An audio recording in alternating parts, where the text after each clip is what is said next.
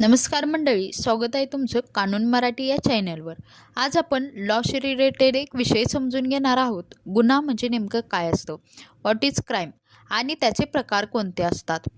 गुन्हा म्हणजे सोप्या भाषेत सांगायचं झालं तर जेव्हा एखादी व्यक्ती असा काही ॲक्ट करतो जो कायद्यानुसार चुकीचा आहे आणि त्यामुळे इतर व्यक्तीला, समाजाला किंवा देशाला नुकसान होते, तेव्हा तो एक गुन्हा क्राईम मानला जातो। उदाहरणार्थ, एखादी चोरी करणे, एखाद्याला मारहाण करणे, खोटी साक्ष देणे, फसवणूक करणे हे सगळे गुन्हे आहेत।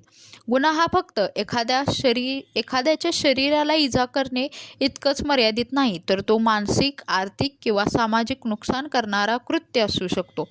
कायद्याच्या दृष्टीने गुन्ह्याची व्याख्या भारतीय दंड संहिता याच्या अंतर्गत गुन्हा म्हणजे असं वर्तन जे कायद्याने निष्पत्त केलेले आहे आणि त्याबद्दल शिक्षा ठरवली आहे।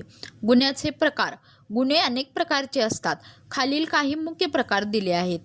वैयक्तिक गुन्हे म्हणजे पर्सनल क्राईम, जेव्हा थेट एखाद्या व्यक्तीला शरीरावर किंवा जीवावर हल्ला होतो। उदाहरणार्थ, खून, मर्डर, मारहाण, असॉल्ट, बलात्कार, रेप, अपहरण, किडनॅपिंग। मालमत्तेशी संबंधित गुन्हे प्रॉपर्टी क्राईम्स, जेव्हा एखादी व्यक्ती दुसऱ्याच्या मालमत्तेवर अयोग्यरित्या ताबा मिळवते किंवा नुकसान करते। चोरी, ठेप, घरफोडी, फसवणूक, फ्रॉड, भाडं न भरता पळून जाणे। आर्थिक गुन्हे हे बौद्धिकीय, धोरणात्मक गुन्हे असतात। अनेकदा ते ऑफिस, बँका किंवा कंपन्यांमध्ये होतात। उदाहरणार्थ, भ्रष्टाचार, आर्थिक फसवणूक, बनावट कागदपत्रे, सायबर क्राईम।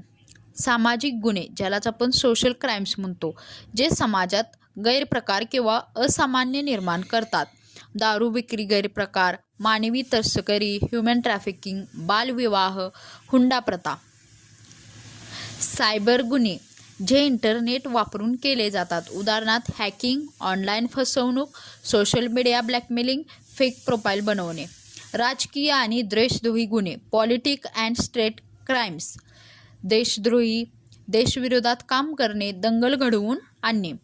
गुन्हा सिद्ध होण्यासाठी आवश्यक गोष्टी, चुकीचे कृत्य, रॉंगफुल ॲक्ट, गुन्हा करण्याची भावना, मेन्स रिया, कायद्याचे उल्लंघन आणि त्यामुळे झालेले नुकसान।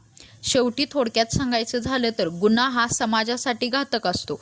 कायदा फक्त शिक्षा देण्यासाठी नसतो, तर अशा घटनांना रोखण्यासाठी असतो। तुम्ही जर एकदा गुन्हा पाहिला किंवा अनुभवला तर लगेच पोलिसात तक्रार द्या। शांत आणि सुरक्षा समाजासाठी जबाबदारी आपल्या सगळ्यांची आहे। गुन्हा म्हणजे काय आणि त्याचे प्रकार हे आपण